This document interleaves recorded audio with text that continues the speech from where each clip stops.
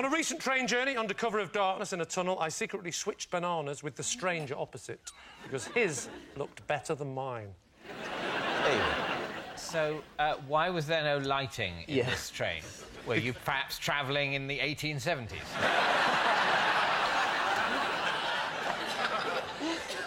Because it was daytime, and in daytime, they don't turn the lights on in a train. What? So they were unaware of the tunnel on their route? The tunnel was so brief and so quick, they didn't bother. So it was a very brief, so it's basically like an extended bridge? It was a shortcut.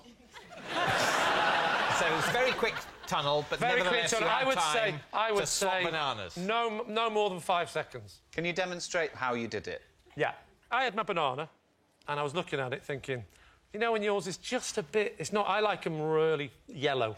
I don't like that bit where they're just starting to go a little bit black. Yeah. You know what I mean? Just a little bit. But it was close enough where I thought, given an opportunity, I reckon I could swap that banana, because he was reading his paper. But he's not concentrating on that banana. He hasn't fully engaged with the colour. So he was reading his paper. Yeah. So he's holding a newspaper with 2 hands, and then in one of the hands he also had a banana. No, it was on the table in front of... Have you been on a train recently? The point is, he wasn't holding the banana. I'm not that bold. No, fine. I'm not that bold. That would have been awkward in the darkness. Hey, what's going on? What's going on? Hey, what's going on? I know the lights come on. I go.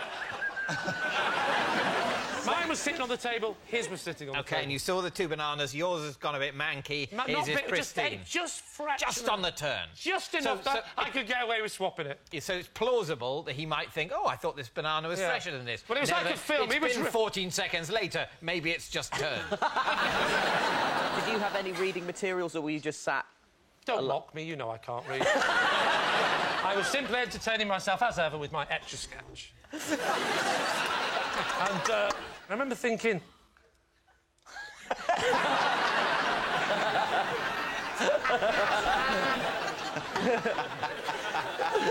I'm looking at it, he's not looked at that banana once. That's wasted on him, but that's irritating me. Yeah. So, and I just thought, like that, put it back in its case, I'm very protective of it. And I thought, could I? And I was tempted to do it. I thought, no, I'll never get away with this. And then suddenly, it was pitch black. I'm struggling to envision a tunnel that takes 5 seconds to get through, but is... Well, do you know those really long tunnels? Yeah. Imagine one of them, but really short. that renders the whole carriage just a complete blackout. Yeah. Well, you know, all I could say, this is one important factor you're missing. Bright sunshine, eye adjustment. Because the effect of the bright sunlight directly on your eyes... Did I not mention how bright it was? Very, very bright. Oh, it was bright. I can't help thinking he wasn't reading that paper, he was shielding him. In fact, the banana was so bright, I think the bananas actually grew on the train. Yeah. It's a moment of complete blackness. Black! You're almost blinded in this blackness. You know, it was so dark. You know when it's so dark, you think, God, it's dark, I could nick a banana. But that's my whole point. How did you manage to put your hand on his banana to be so... I mean, you must have rummaged around. No, I didn't rummage. Picture the scene. The Etch-a-Sketch is away. He's behind his paper. And I'm looking, and his banana's definitely reachable, and he's not looking, and it's there. And even before we go through the tunnel, I'm tempted. I'm going, could I? No. Could I? No, there's no one looking here. There's no one looking. And I'm so close to making that decision. Yeah. It goes black. Get it. Get it. Go. And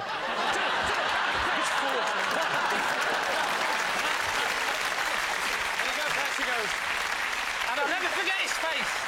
I'll never forget his face. He literally... It made a bit of a noise, a bit of a kerfuffle, and the lights came, and he literally went...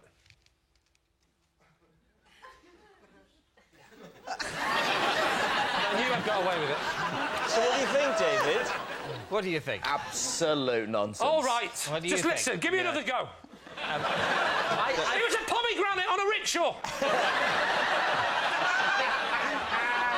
I mean, it's a very, very rich, complete picture that Lee has painted. Yes. But I don't think he... I simply don't think he would Grapefruit in a steal brothel? someone else's banana.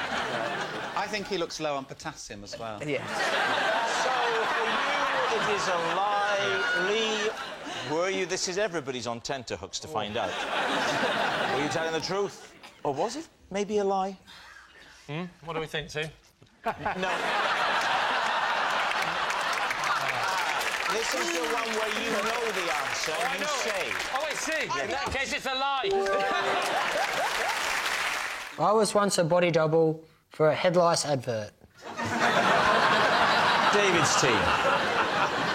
What do you mean a body double? I had head lice at the time. OK. They show the boy, and then they show the back of the head with the lice. I was not the boy, but that back of the head, and those are my lice. So when they were casting the advert, they thought, well, we can't cast someone who's necessarily infested themselves. The lady who invented the comb, it was her son. Which comb are we talking about? The Knitbusters comb. Knitbusters. Yeah. So is the person that invented the comb for head lice, yeah, her son was in the advert? It's called nepotism, David. Odd name for your son. Yeah. Where are we in Australia, Sam? Oh, you're not having one of your breakdowns again, are you? This is in Queensland, dude. How did they know you had head lice? Because you don't advertise that, do you? Best friends with this guy, yeah. Him and I were as thick as thieves. Right, so was it like one of them shopping channels? Weirdly, I think it was on the news. It was at the end of the news, they'd be like, and now we've got this comb. So it's on the news? Yeah. I thought you said it was an advert. Here are all the head lice. Yeah. I think it was a thinly veiled advert, and, you know, so sue me. You think it was advertorial, that's what you're saying? When was this? I was pretty young at the time. 10 or 11. When was that? When I was in primary school. Yeah, when? We realise that. We're trying to ascertain the year. A year on it. Maybe year 6, I guess. No way, I was much younger. You haven't said what you had to do in this advert or this appearance. So I just was the back... You know, like, any time you see someone's hands in a movie, that's not really their hands.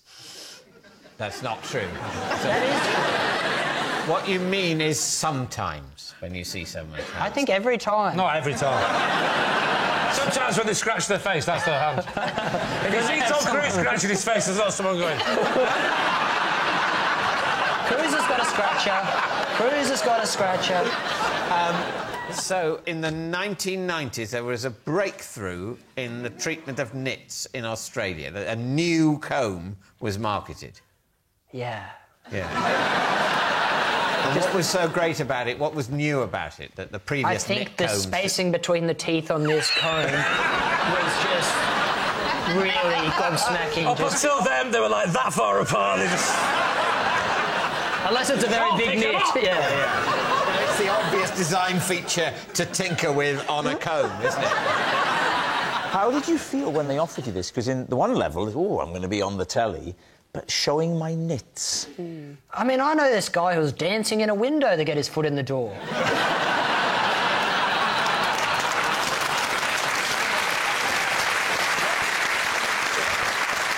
All right, well, what do you think? You know, mainly because you mixed up advert and news. Otherwise, I'm totally buying it. Me, I think definitely lie. I think lie. I think we do think it's a lie. I mean, you have a disconcerting presence. No. So in You say way... the warmest things to the guests, David. But there's also something ghostly about you. I wouldn't be surprised if at the next recording they said, wasn't it weird that on Lee's team we only had one guest? I said, no, there was another guest, Sam. He was from Australia. And Rob says, there is no such place.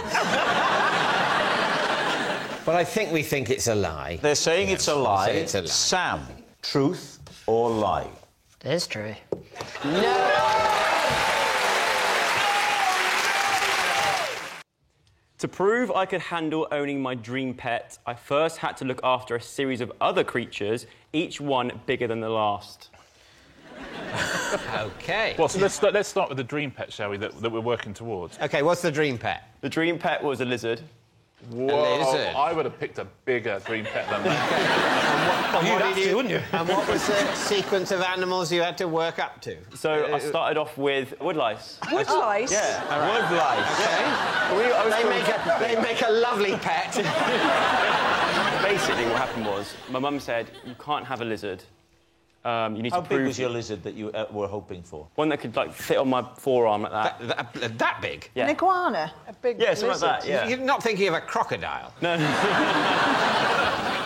So my parents were like, if you want to get a lizard, you obviously got to prove that you can look after animals. And how did you prove with the woodlouse that you were a responsible owner? I had to just look after them for a week and keep them alive for a week. How did you do that with the woodlouse? Just let them get on with it. Turns out they're pretty good. They can look after themselves.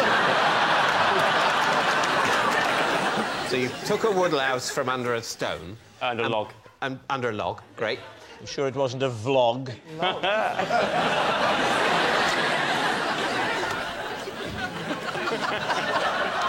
What are you doing? Writing that joke All down. right, yeah. So you took the woodlouse, and what did you put it in? In a little plastic container. With food or with... Bits of the log, bit of grass, that kind of thing. Sounds like lousy accommodation. Don't write that one down, Rob. At the end of the week, it was still alive. Yep. And your parents said, great, it's time to upgrade to stick insects. Oh, where did you find that? So my cousin had some, and I was really jealous of them, and I really liked them, so he gave me some of his. And then I looked after them for a bit. How did you look after them? I had, like, an empty, like, lollipop jar. What had happened to the woodlouse, though? I forgot about it. They were actually quite boring pets. They don't do a lot. They're not very affectionate, are they? Woodlouse. But it wouldn't be better if they were. It is. Go into the garden, all the woodlice are bounding up to you, trying to lick your face. That's the thing. And how long did you have to keep the stick insects alive? Just for another week. And then at the end of that week...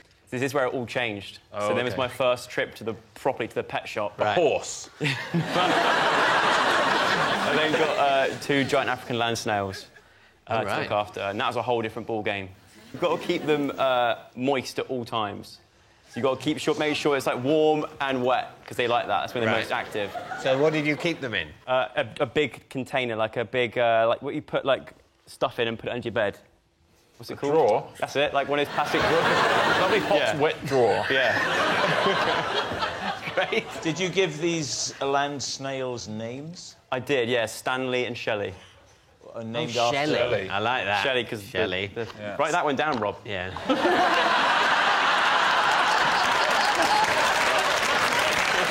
You may be good at dancing, but I'll decide which jokes make my book. OK. What was the next step after the snail? The next step would have been the lizard. Yes. But it's the fact that I had these snails for so long, I just got bored of wanting any pet. It made me realise that maybe I'm not ready for Very any pet. good parenting, I would say, isn't it? Literally waiting for the snails to die put you off the lizard. All right, what do you think? It sounds believable. Sounds believable. I think it's true. You think it's true? So, Joe, were you telling the truth then, or were you telling a lie? It is, in fact, true. Yes, it's true.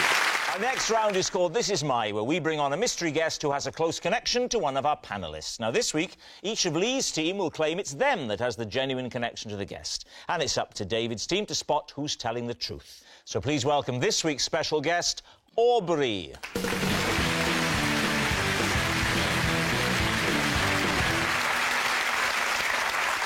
So, Steve, what is Aubrey to you? This is Aubrey. When he goes on holiday, I look after his pet snail. Sarah, how do you know Aubrey? This is Aubrey. He once followed me home for 10 miles just to return my jar of mango chutney. Right. And finally, Lee. This is Aubrey. We were once threatened with eviction after we stole and fried our housemate's socks. David, where do you want to start? Steve, this snail, describe it. It's got a shell and an undercarriage. Undercarriage. OK. Welcome to Steve Davis Natural History. It's back to you in the studio. It's a common garden snail, nothing special, and Aubrey asked me to look after it. Where does he keep it? Basically in an aquarium, the same as you would keep any type of snake or lizard. So he keeps a common, normal, regular snail. Totally regular snail. The sort of thing one might find, you know, dozens of just in the garden. He keeps one of in a tank. Yes. Does the snail have a name? This one's called Judd. And what do you feed him? Lettuce or occasionally dandelion leaves. Right. As a treat. Or you should give him Frenchman as a revenge.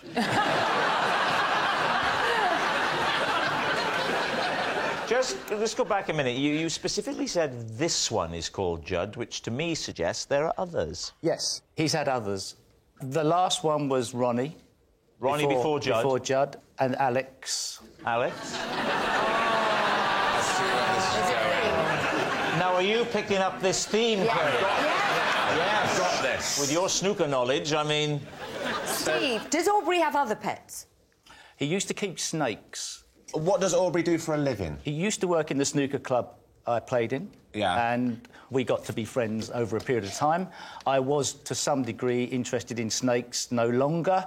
And that's how we sort of got a bit of an interest. So does he live near you? In the Romford area. And when he goes away, do you go to his house to feed the snail? No, the snail comes to me. That must take ages. So what does the task of looking after a snail involve? Fresh food and Yes, of also course. keeping the soil moist. And do you monitor the... Would you worry if he appeared a bit sluggish?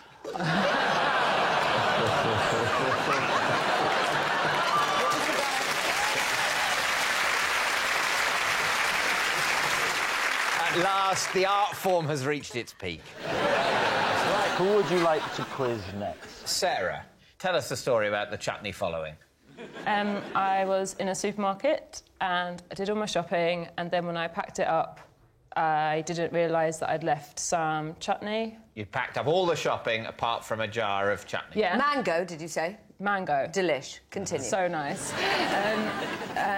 So then I went back to my car, I got in my car, I drove away. I didn't know I'd forgotten anything. And when I turned off the dual carriageway, a car was flashing me, and I thought I'd done something wrong. And it was this man called Aubrey, and he came out of his car and had my chutney.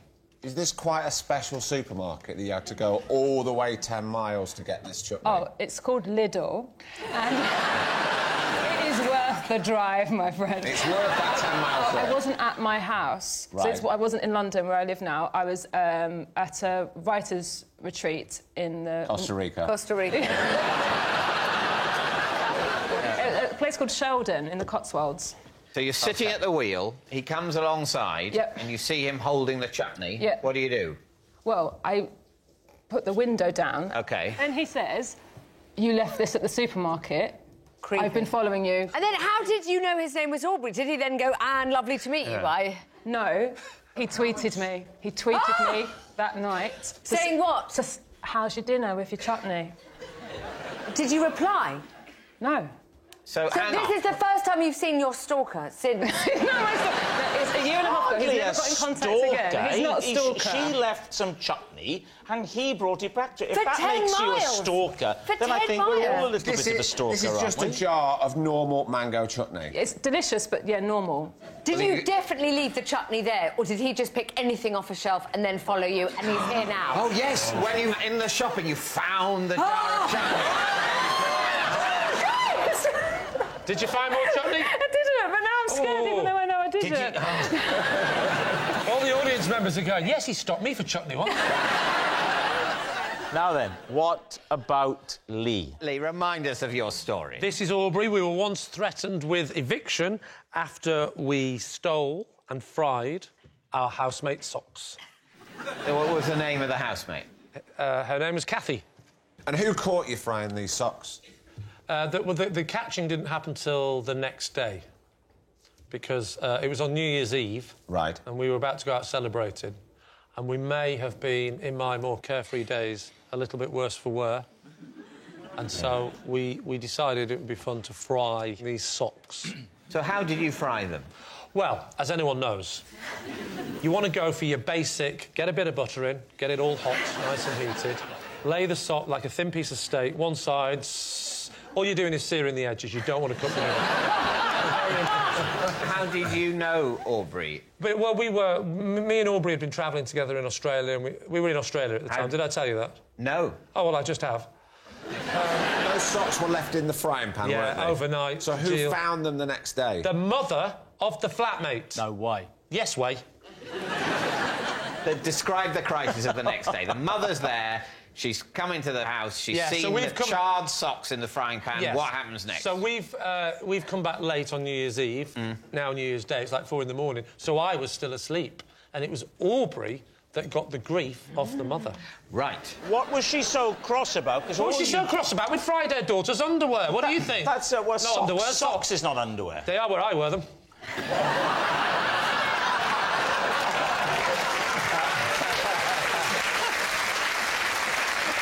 So the mother gets cross with Aubrey and says what? She went, "Good day, Katie. How are you?" She's come in, and then she comes and she goes, "Screw! Who's done that in me daughter? Who's done that with me daughter's socks? I'm going to go crazy." "Oi, you, Aubrey, get yourself down here." So Aubrey comes down, Wanda's down in the kitchen. She went, "Struth, mate, who would fry a girl's socks?" And then he said, "Look, we were a bit..." And she went, "Don't you..." And she went crazy at him. She absolutely went crazy. She said, "I'm going to report you to the owner of the house," she said, "and I'm going to have you evicted." Were you evicted? Did you have to leave We it? weren't evicted. We were threatened with eviction. Yeah. I think the landlord did then have a word. Aubrey was very much seen as the leader of the two of us. He's the kind of person... I mean, look at the different statures of the two of us. He can hold himself. Boy, can he hold himself. And...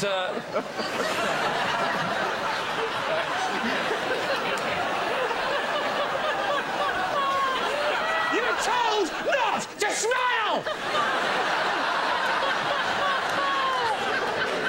We need an answer. So, David's team. Is Aubrey Steve's snail mate, Sarah's condiment saviour, or Lee's sock-sizzling sidekick? This is a problem. It is. What's the problem? Well, the problem is no one would keep a single snail as a pet. No one would follow someone 10 miles just to return some chutney. And Lee would fry some socks, but it's clearly not Lee. So, come on, what's socks? Socks, you're saying socks. OK, socks. In that case, Aubrey, would you please reveal your true identity? I'm Aubrey, and Lee and I fried our housemaid socks. Aubrey is Lee's sock-sizzling sidekick, and proof is found in this. Those are the socks. And who is that ever so camp, glamorous young man holding them up? On an American tour, I was repeatedly stopped by customs officials because I'd been pranked by Rod Stewart. David's team. Right. That's Rod Stewart is a popular singer. Thank you. So you're on tour in America? Yes. The United States of? And South America. South America where? Brazil. Just Brazil? Yeah, forget the Rod Stewart bit. This is the real interesting bit. OK, so we were doing a show, and Rod Stewart was there. Which of the countries of the Americas did Rod Stewart attend your show in? Well, this was in Ireland. Had he come just to see McFly? No, he was doing the same show. It was a toy show. A toy show? Yeah, at Christmas time. Big celebration, loads of toys. Yes. And McFly and Rod Stewart. Was it a dream you had? So Rod was there, and he's like, "Hey, Danny!" And I'm like, "Hey, Rod!" Sure you haven't been watching Rocky? So he said, "Do you want a lift?" Does he mean drugs? He went back home. He's like, "Well, I'll give you a lift on my jet." Wasn't he sailing? He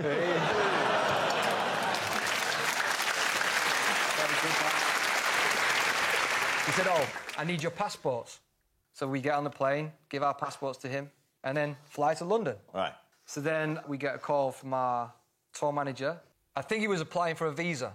So then he was like, "Guys, bad news." And he'd drawn willies on our heads. Rod Stewart? Like, yeah. So Rod Stewart? Oh, on your passport? On our, yeah, no.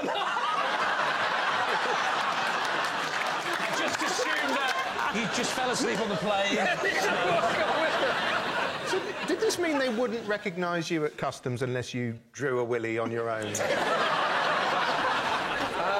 It wasn't fun travelling around. Every customs were like, "You think that's funny?"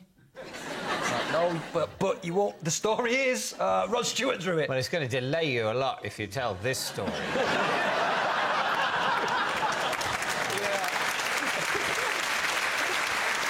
When you told people at customs that Rod Stewart had drawn these appendages on your head, did they believe you? Well, no, so we stopped saying that. Why would Rod Stewart be performing at a toy show in Ireland? That doesn't add up. Oh, but it's all right for McFly to do that, is it?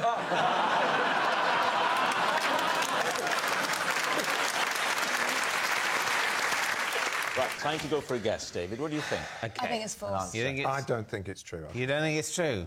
I think it's true. I'm not confident enough to overrule. I'm just, you know... Well, what are you doing in the captain's seat, then, you coward? Despite my scepticism, we're going to say, as a team, that we think that's a lie. You think it's a lie? OK, Danny, was it a lie or were you actually telling the truth? I was actually telling the truth.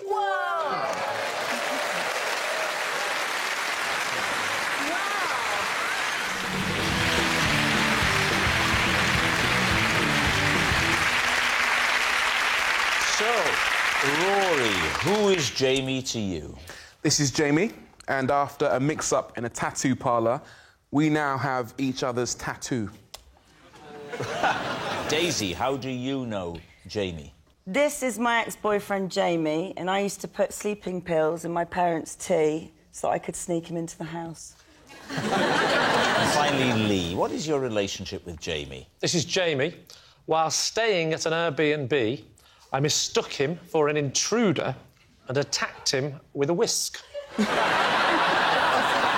So, there we have it. David's team, where would you like to begin? Daisy, when did you go out with Jamie? When I was about 14, 15. Where did you get the sleeping pills? My mother had them to get to sleep. What was the drug? It was just regular kind of night-old sleeping pills. I don't know. Over the counter? Over the counter ones. But they weren't prescription. They weren't like some hardcore thing from No. from a doctor. So you were trying to get them just to nod off a little bit earlier than they would have done. Yes. What sort of time would you administer the dose? So I would administer, especially when they're watching Inspector Morse. So I'd say, "Can I make you a cup of tea?" They'd say, "Yes, please," and I'd be in the kitchen putting them in the... How many times did you do this? How often did you do this as a tactic? I think for the duration of our relationship. Which was? About a year. What was it about Jamie that was so unacceptable to your waking parents? Because he was a very angry goth. And he didn't treat me very well. See, I wasn't necessarily assuming that your parents didn't approve of the relationship, just that they didn't approve of you, the thought of you holding hands with him. No. Did you think you were coming on Jeremy Kyle? So, you've drugged your parents. What happens next? Then they go to sleep. What, in the chair? No, they say... And you say, "Come on in, you come, my lover, don't worry about them, they're out for the count." They say, strangely, this episode of Inspector Morse doesn't seem as gripping as yours. Let's get an early night. Who cares who did it? They get very tired watching the show. They poodle off up to bed. At this point, he's finished work at the Chinese restaurant, so I sneak him round the back gate. And because he's a goth, he's very well camouflaged in the dark. Then Mum goes to bed, and we just listen to Iron Maiden very quietly and write goth poetry together. I've never heard that euphemism. No, but... OK, and this happened for about a year, and were your parents unaware of the relationship altogether? No, because they woke up once. And... You hadn't got the chloroform and the hanky. So they woke up, and And my mum walks into the room to find some black goth hair on my pillow and says, Paul, which is my dad, get down here now. Daisy's smuggled in Jamie. Kick him out of the house and say something responsible. So my dad said, get out my house, you pillock. OK, now then, what about Rory? OK, so Rory, what was going to be your tattoo and what tattoo did you end up with?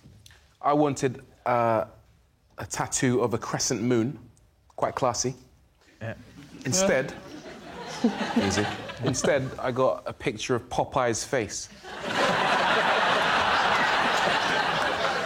And where?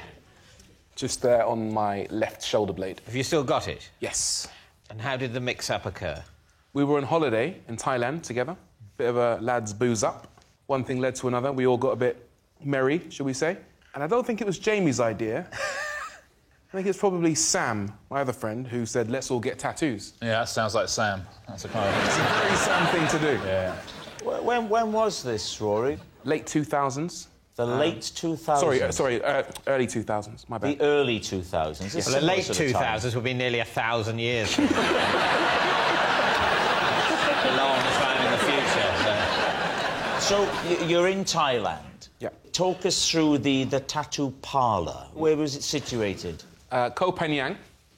So you fly in, you get to Bangkok, and then I think... If you're lucky.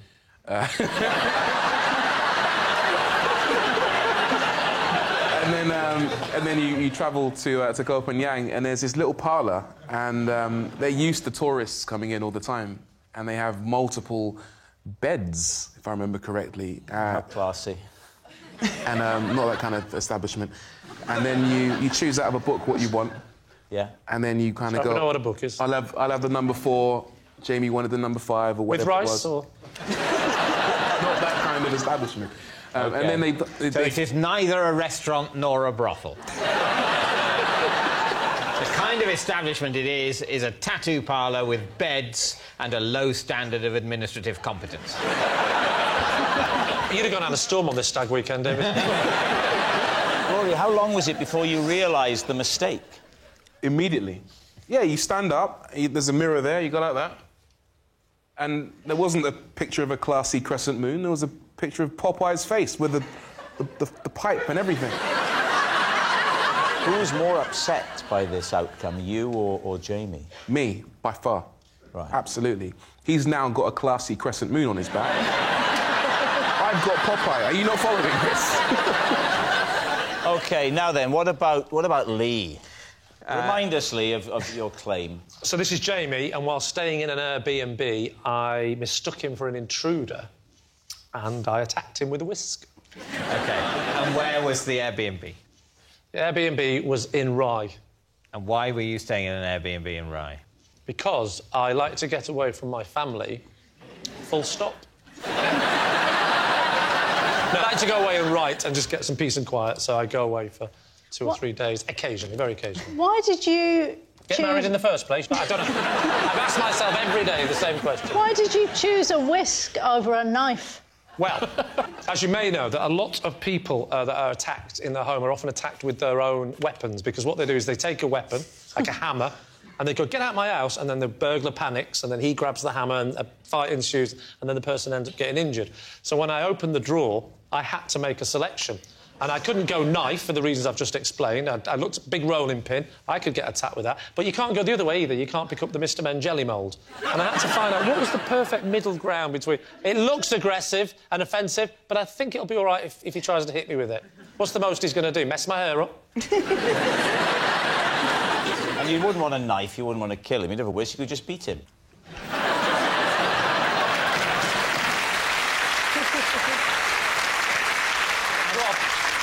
You beat with a fork, you whisk with a whisk. The applause begs to differ.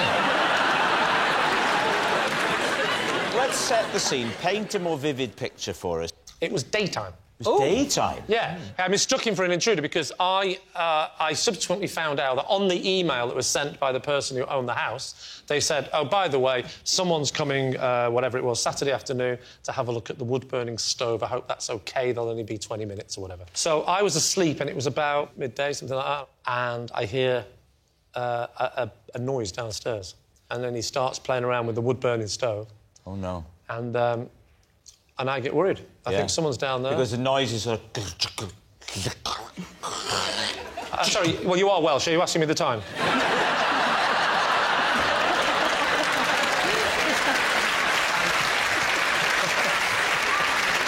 And so I go downstairs and I see this figure. I panic. And I was going to say, get out, or else. I don't know what I was thinking. I just ran at him. I'll whip you to a soft peak. Oh, no, I definitely didn't say that to him. No, never say that to a strange man in your house, David. And I whacked him on the back really hard, just kept whacking him and whacking him. You hadn't previously challenged him or asked him why he was there. You just went straight in and battered him with a hand whisk. I just panicked and I was just straight in, and went to the kitchen, got the hand, batter. No, there's no batter involved. We need an answer. So David's team, is Jamie Rory's branded buddy, Daisy's smuggled sweetheart, or Lee's innocent intruder? What do you think, Diane? Well, I'm not sure about night owl. I don't think it's that strong. So I think Daisy's lying. Yeah.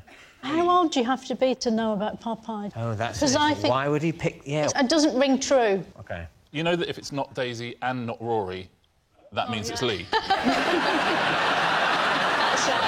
Can't believe. So, what's it going to be, David? I think it's Daisy. You think it's Daisy? I could be persuaded that it's Daisy. We'll go with Daisy. You're going to say Daisy? Yeah. Jamie, would you please reveal your true identity? I'm Jamie, and I used to sneak into Daisy's house. Well done, guys. Yes, Jamie is Daisy's smuggled sweetheart. Of course, this is not something you should ever do, putting sleeping pills in someone's tea. And thank you very much, Jamie. Whenever I'm in the recording studio, I can only rap in complete darkness. Well, David, what are the chances that somebody else has the same method as you? What do you think? Complete darkness? Complete, absolute nothing on. Why? Because I don't like anybody to see me when I'm performing. It's a bit weird, actually, when I think about it. But you've got, like, 60 million views on YouTube. It's different, though, because it's just me and the cameraman. And then, you know, when you get into the studio, it's quite intimate. I feel anxious about the fire escape light. What do you do about that? Classic Mike. She's talking rap, you're talking health and safety. So let me ask you this, then. If it's total darkness, you can't be looking at any lyric... I was going to say sheet music, but I suppose if you're rapping, it's not that. I'm so sorry about my granddad. You can't be looking at lyrics. Have you memorised the lyrics, or are you improvising the lyrics? Sometimes I will be prepared, so I've already written the lyrics in my phone. Well, for your generation, the phone is a companion, isn't it? It's more than it is for Lee, which is sort of a lifeline. It's a friend, isn't it? Yes, it is. Have you got the red button in the bathroom now as well? Yes. And what about the other musicians in the studio? So there was a time when I randomly ended up in studio with Peter Andre. Peter Andre? Yeah, so weird, isn't it? Wow. And But his orange glow just lit up the room. But he genuinely was saying, you know, what are you doing? I was like, this is the only way I can record. So how did it come about? So that came about because I was on the Celebrity Circle. Lisa, for the sake of older guys like Lee, just explain the circle and what it was. Right, so the Celebrity Circle, it was basically... It's like a text screen. And you can only So, Rob, can you explain what texting is? It's just that little thing on your phone when you press For Lee, send. can you explain what a screen is? It's not that thing they bring round the bed when they change your dressing. It's a different sort. For Rob, could you just speak a bit louder? For Lee, could you not make any sudden movements? Could you take Rob to the toilet? What are we thinking, Philippa? This is one for a psychotherapist to unpick. It's a lie, no. You don't believe it? No, because I believe it. And you're quite excited by it yeah, as no, well, no, which is nice to see. What do you think? I think she's playing you like a fiddle. I think lie. I'm very comfortable with this scenario because if you both think it's a lie, I'm not going to overrule you. We'll go lie, but I'll say, oh, actually, I thought it was true, and that is win-win. We are going to say lie. All right, let's find out. Lady Leisha, was it the truth or was it a lie? It was the truth. Vindication! Congratulations. Yes, it's true.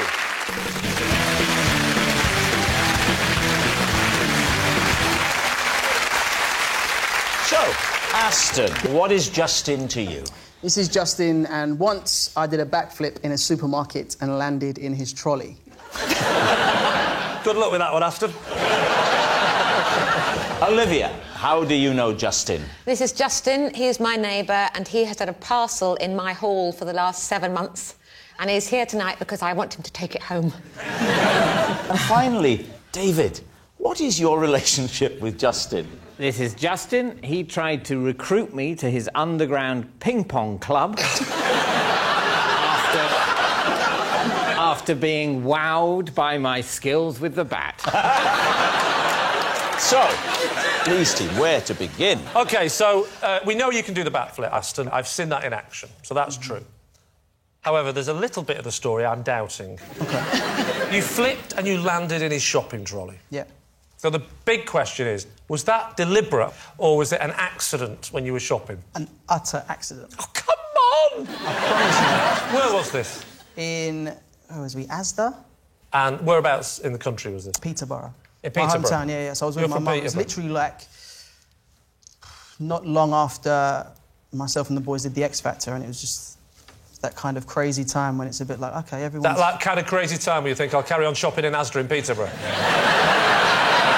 Why would you be doing backflips just casually in a supermarket? I mean, that's the bizarre bit, isn't it? Basically, some guy and his daughter just, oh, would you do it? Would you do it? Oh, she's a big fan. And I was just like, I mean, I'm in a supermarket. Were you on your own? Oh, no, I was with my mum.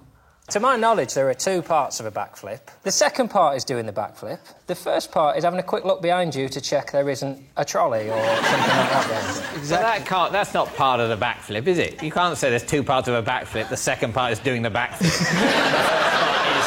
You could say that about anything. There's 2 parts of writing a symphony. The second part is writing a symphony. The first part is the day before you write a symphony.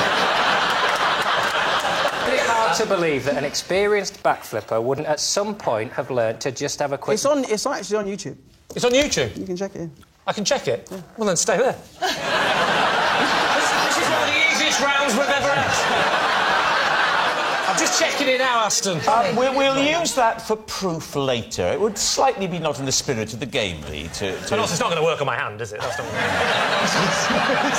You see? Better actor than you thought, Rob.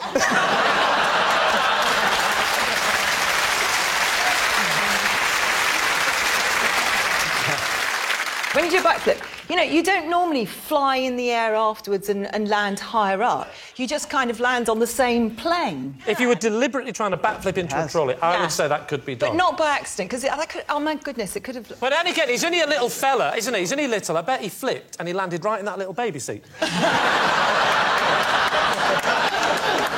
then off he went and started his life with a new family. Are you claiming that you landed on your feet? Yeah. You landed on your feet in the trolley? And you stayed stood up? Of course. Was this man pushing it at the time? No, it was there. Did he think you were a free gift with the cornflakes? Did you land facing him or facing away? I'll tell you what, I'll show you. Don't do it, I'm going to do it, just to prove you, right? Listen. Aston, darling, don't do anything dangerous. Aston, be careful. Let's just know, because I'm going to show you, and just I how wish high I brought as it well. up, I'm so sorry. It's fine. You be Please here. don't do it. No! Oh!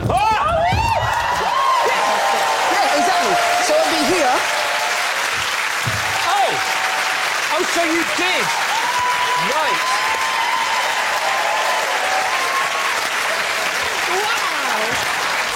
I'm sorry, I take back everything I've said. However, you're still Lying.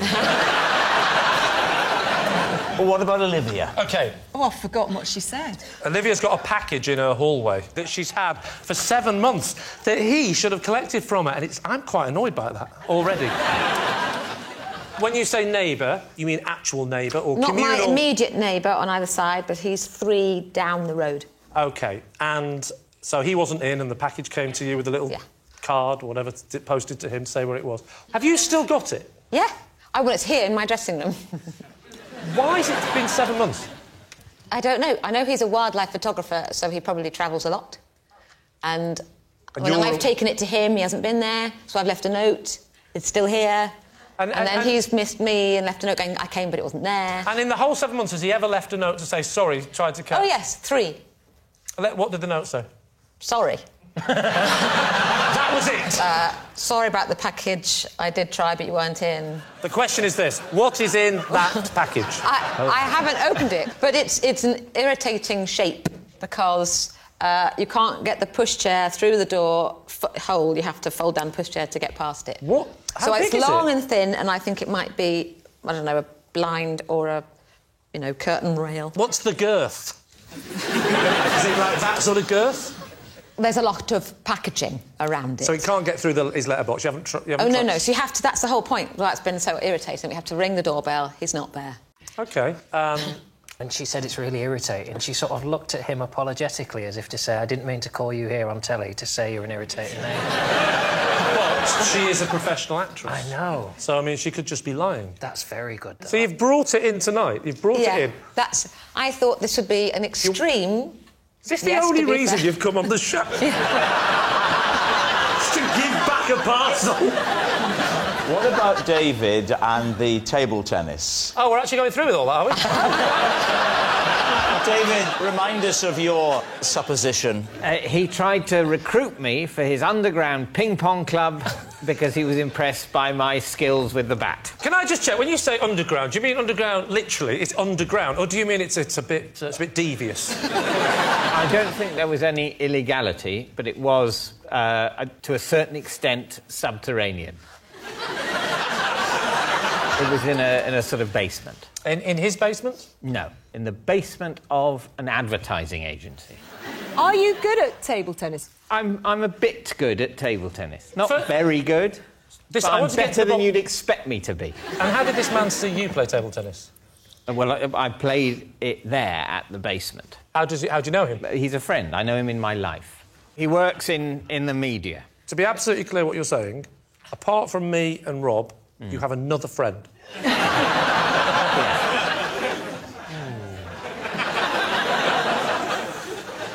You said, David, in your statement, he was wowed by your table tennis. Yeah. I've seen you play table tennis, but I don't picture you as being particularly adept at any sport.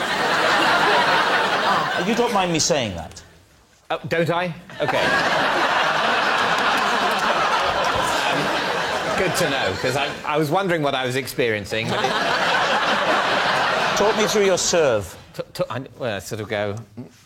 That's a bog standard. You don't do... No, because I like to keep my tongue in my mouth.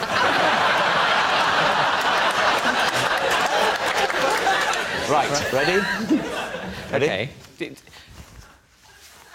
I played it to your forehand, you idiot. Well, I couldn't see the ball's invisible. Because you're not an actor of sufficient imagination, are you? If you were a better actor, Rob, you'd know which side that you serve. Do you want me to serve to you, David? What, don't stop playing with him? No. It's all right, we can get it over. No. Stop it. Give me your bat.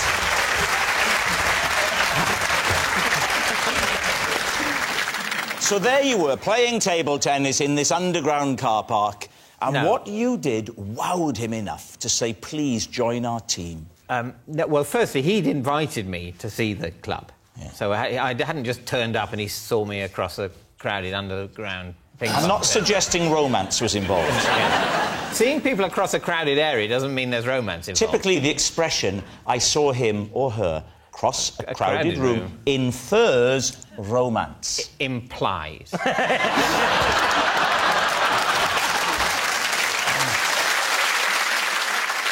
Well, we need an answer. So, Lee's team, is Justin Aston's shocked shopper, Olivia's neglectful neighbour, or is he David's ping-pong pal?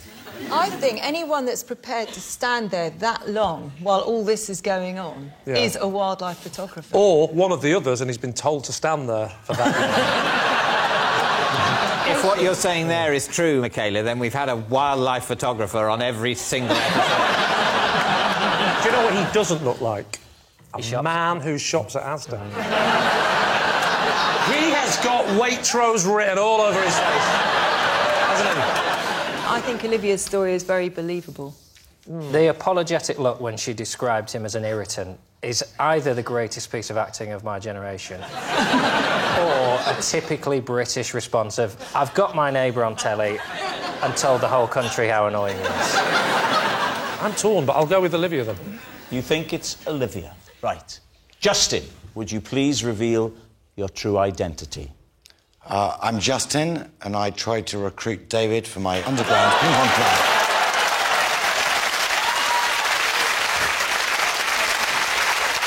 Yes, Justin is David's ping-pong pal. Thank you very much, Justin. When I used to go out drinking, I would often hide a sausage roll in a tree near the pub so I could have a tasty snack for the walk home. Lee's team. Why couldn't the sausage roll come in the pub with you? If I did that, then the chances are I would have ate it during the night. And the idea is that it was a tasty treat for the walk home. Oh, so it's to avoid temptation. Exactly. Did it start off hot? No, it was always a cold sausage roll. OK. Because they come completely sealed. It's not a nice one, then, from a freshly baked. It's a horrible one in sealed plastic. If we spent all evening in a tree, it's not a nice one, whatever. That was my point, because I pictured it in a brown paper bag, and I thought, well, the squirrels, the pigeons, the other birds. The squirrels, the pigeons, and the other birds. You mean the that? squirrels and the pigeons and other birds? It sounds like you think a squirrel is a bird. No, not at all, not at all. Squirrels, I'm very clear on what squirrels are, I always have been. But I'm saying the squirrels, the pigeons, and then I thought, I'll list some other birds. I thought, no, we haven't got time for that. It's a shame you didn't feel that you didn't have time after the squirrels and just ended at that. It was not just squirrels, is it, Lee? No, there's other birds as well. There are other birds. Was it always the same place? Yeah, so on the way home, there was a corner with a nice, thick kind of bush on a low wall, and I'd kind of shove it in there. Did you ever get a situation where you were walking a nice lady home and it was all going very well, and then you got to the bush, reached in for your sausage roll, and that sort of ended that romance? If that would have ever been the situation, I think I would have let the sausage roll go, mate. Were you not concerned about insects in a bush at night time? And not just insects, other birds.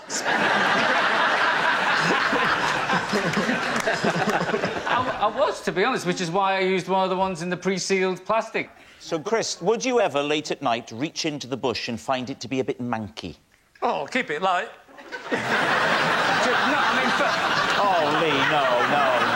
I'm not having that.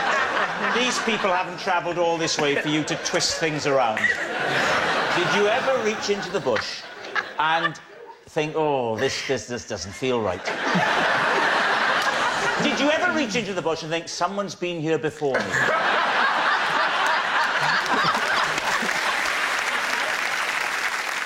How far is the walk from the pub to the sausage roll? Oh, well, the walk home was about 15, 20 minutes. And where did the sausage roll come in? Halfway? No, it was about 5 minutes. 5 minutes in or 5 minutes from home? 5 minutes from the pub. So you could do the 5, but you couldn't do the full 20 without a sausage roll? 5 minutes from home, you could have put a pudding. Well, the Just something simple, like a penguin. Yeah. Hey, and other birds.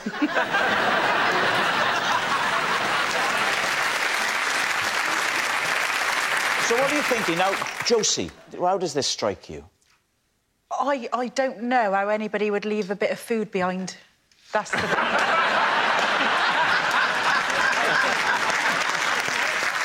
Stephen, is this something you would ever consider doing? I wouldn't do it. And I think if you had a 15-minute walk home, you probably could have gone past a shop. All right, so what are we thinking, Lee? Lie.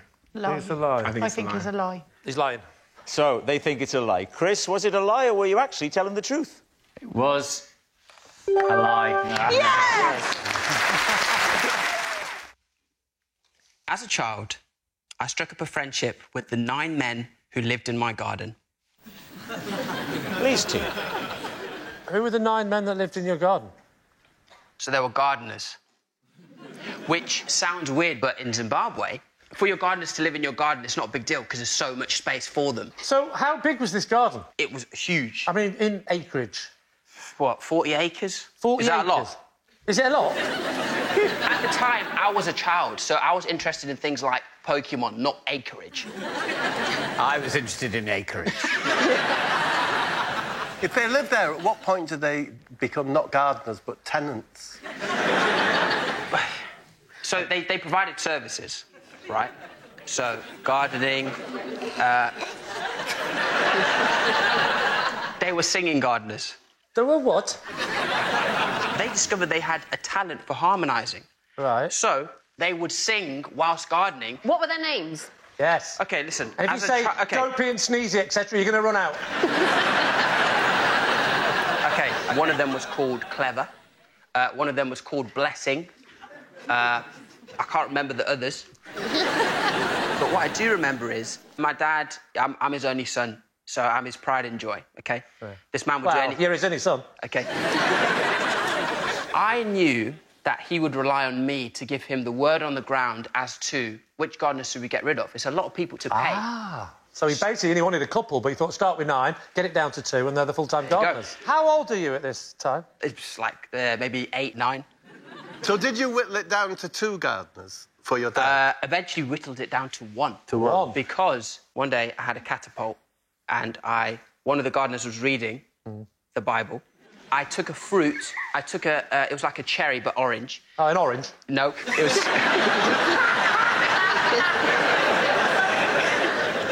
It was as small as a cherry. Oh, so right. I take this Tangerine. cherry. Let me land. A kumquat. A kumquat. So, shot the kumquat and it hit him at the back of the head. And he then went to my dad and said, look, this is what your son has done to me. So eventually we ended up with 1, and his name was Blessing. So it turns out to be the complete right Do name anything for to him, hit him with a rounder's bat, didn't mind. Yeah. And you said they sung, they could harmonise. Until 8 of them got fired, and then it was Blessing singing on his own. Covered in bruises.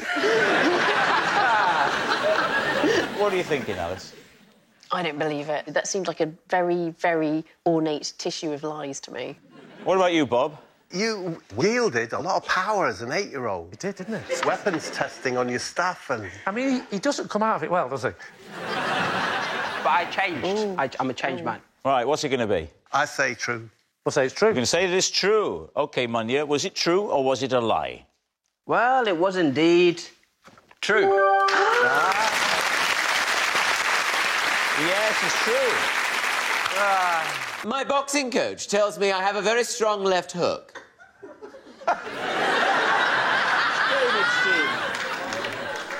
Are we to take it that you're saying you're having boxing lessons? Yeah, I do have a boxing coach, yeah. What do you do in the coach? I punch someone's hands. Show me what your left hook is. That's good. You look slightly like you're holding some cards in a game of whist. Hey, Tom, do you want to stand up and take the stage? Yes, I would love to. Would you like my little hands up? I would love your hands, actually. Or Thank you. or the sportsman in the room. All right. What if... David. No, I meant you go. There you go. Look at the difference in those 2 men standing up. Incredible. Thank you. No. Oh, hang on. Is it too late to put a bet on? Can I get a left hook?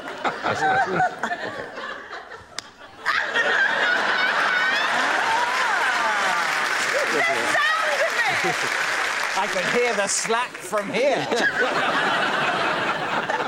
All right, well, thank you for that demonstration. That hurt. Who's singer? Well, David's team, what do you think? Hugo, you felt Tom's left hook there. Barely. So you wouldn't say it was remarkable in its power? No, it's definitely inaccurate. Yeah. How often are you training with this coach? Twice a week. Twice a week. And which week was that? Why did you decide to go for boxing as a sport? Because I didn't like all the other sports. I like boxing, because I do some boxing training as well. So tell us, how would you coach me? Well, apparently you're so perfect, you don't even need coaching. Well, that's an interesting coaching technique. Yeah, I know. Going in, you undermine the confidence of the boxer with sarcasm. Imagine that. Sort of, oh, you think you're such a great boxer. well done. Why don't you go and knock out Mike Tyson? I'm calling a cab. Tell us what he puts you through. The window. The window. We tend to do just a few combinations, you know. Maybe I'll do a uppercut. Left, right, left. Oh, goodness. That looked quite handy. There's the two stances, isn't there? There's four-paw and the other one. I think one's southpaw. No, that's just outside Liverpool. All right, what's the voice of sport thinking? I think he's lying. Well, I think, unluckily for Tom, we've got specialist knowledge of boxing because we all know what it is. Do you think it's true? Yeah. Well, and I know nothing about boxing. Well, I mean, demonstrably. I just... that he is leading you up the garden path. But he also demonstrated a left hook. Yes, but he can act. Obviously, Tom's very clever and he might try and seem deliberately feeble, but what we have to believe to start with is that he deliberately took up boxing as an activity, firstly, and secondly, that his coach said that he had a very good left hook. Strong, very strong. Yes. Very strong. Well, there's one of two things. Either Tom is lying or his coach is lying.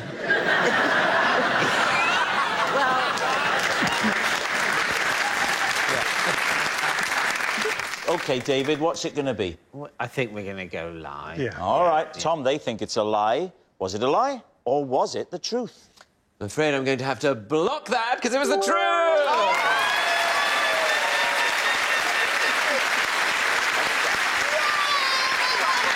It's true. Tom's boxing coach says he has a very strong left hook. And just so you know, he just said he wasn't bluffing. That was his good one.